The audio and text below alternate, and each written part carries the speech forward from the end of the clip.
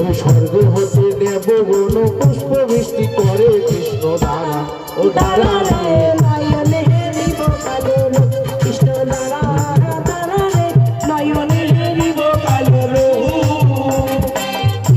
আমাদের অনাদি গোবিন্দ কংসের কারাগারে জন্ম নিচ্ছে। এই সময় কি ঘটনা ঘটেছে বাবা? মা আত্মা শক্তি মহামায়া, অ্যাকচুয়ালি ভগবানের তো জন্ম ছিলেন একটি মাথা, মা ছিল একটি মাথা, 22 মণ পাথর তাদের বুকের মধ্যে চাপা ছিল। যোগমায়া তার লীলা প্রকাশের জন্য সেই কংসের কারাগারে যখন গর্ভবতীকে বসুদেব বিয়ে করে নিয়ে আসে বাবা, স্বর্গ হতে আপনারা কিন্তু অবশ্যই একটু সবাই মধ্যে নাচতে হবে, ঠিক আছে? সময় আছে, আমরা ঠিক থাকবো।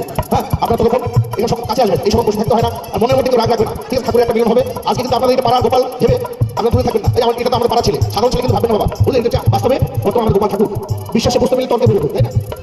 ওটা মজার বাধা দিতে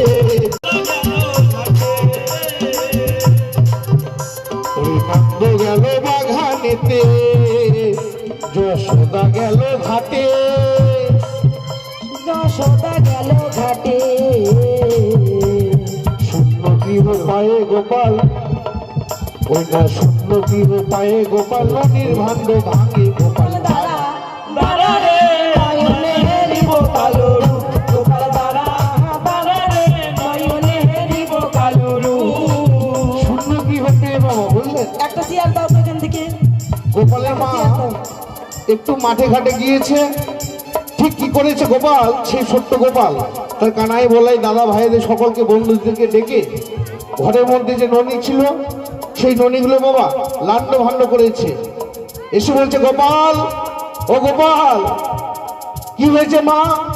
মা যশোমতী ডাকছেন গোপালকে, তুই বাবা ননি চুরি করে খেয়েছিস? না মা, আমি তো ননি চুরি করে খাইনি। সত্যি করে বল কিন্তু। একদম সত্যি কথা বললাম। তাহলে এই ননিগুলো এই ভান্ডের মধ্যে যে সাজিয়ে রেখেছিলাম, তাহলে ননিগুলো কে খেলো? বলাই দাদা খেয়েছে। অসম্ভব, বলাই যদি খেত তাহলে সেই ভান্ডটা আধা করে খেত। তুই তো বাবা খেয়েছিস ননি, তাই গোটা ঘর তুই ছুটিয়ে ফেলেছিস। আরে বলাই যদি খেত ননি, ওই না ভান্ড থাকতো আধা, বলে ভান্ড থাকতো